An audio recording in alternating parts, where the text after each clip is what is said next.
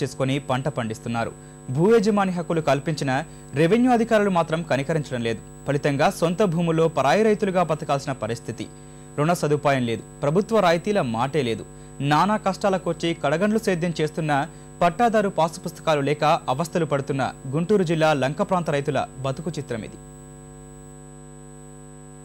సొంత భూములపై హక్కులు లేక పరాయి రైతులుగా బతుకుతున్నారు గుంటూరు జిల్లా పరిధిలోని లంక భూముల రైతులు. గాజుల లంక, పోతార్ లంకల్లో సుమారు 70 ఏళ్ల క్రితం ఓ జమీందారు ఇచ్చిన 1000 ఎకరాల భూముల్ని సాగు చేసుకుంటున్న అన్నదాతలు భూ హక్కు పత్రాలు లేక నానా ఇబ్బందులు పడుతున్నారు.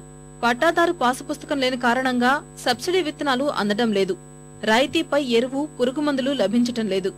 ముంపునకు గురైన సందర్భాలలో పంటల బీమా కూడా చేతికందడం లేదని రైతులు వాపోతున్నారు. 4 తరాల మట్టి భూములు గవర్నమెంట్ పట్టాలు ఇవ్వట్లేదు. ఏ గవర్నమెంట్ వచ్చినా సరే పట్టాలు ఇస్తామని చెప్పడం, ఓట్లు అయిపోవటం, మళ్ళీ తర్వాత 5 సంవత్సరాలకు మళ్ళీ వస్తాం, ఓట్లు వేయించుకోవటం, పట్టాలు ఇచ్చే పరిస్థితి కనపడలేదు. మా తాతల దగ్గర నుంచి పట్టాలు లేవు. ఆ శాలలో మేమేమంటున్నాం, పట్టాలు లేకపోవడం వల్ల లోన్లు ఇవ్వట్లేదు. వాటికి ఏదన్నా వచ్చినప్పుడు వరద కానీ, ఏదైనా గాలేసి వాటి తోటలు పడిపోయినప్పుడు కానీ పాస్బుక్లు ఉండి ఏదైనా నెంబర్లు ఉంటేనే ఇస్తామంటున్నారు. వాటికి అవైలబుల్ అవ్వట్లేదు. సరిగా ఇబ్బంది పడుతున్నాం సార్ వాటి వల్ల. అదే మనం గోమర్ సెంటర్కి వెళ్ళి మాకు పిండి కావాలండి అంటే ఆయన మీ పాస్ పుస్తకం ఇస్తారా, పిండి ఇస్తానంటాడు. పెళ్ళానికి తాలిబొట్టు అంత అవసరమో రైతుకి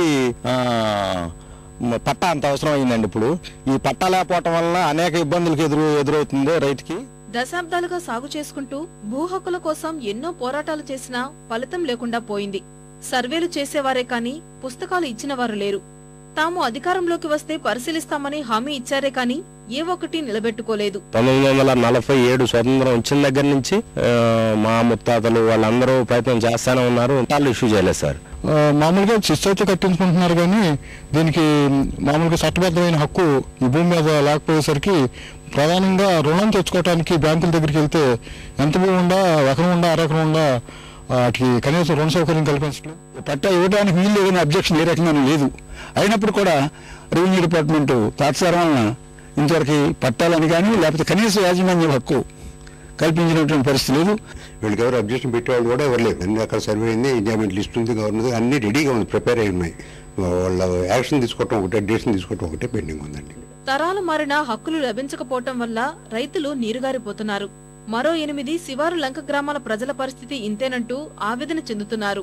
ఎన్నికల్లో ఓటు హక్కు అలాగే రెవెన్యూ రికార్డుల పరంగా అన్ని వివరాలు మండల కార్యాలయాల్లో నమోదైనప్పటికీ తమను రైతులుగా గుర్తించకపోవడమే తమకు శాపంగా ఉందని చెప్పి కృష్ణా నది పరివాహక ప్రాంతంలో లంక గ్రామాల ప్రజలు ఆవేదన వ్యక్తం చేస్తున్నారు.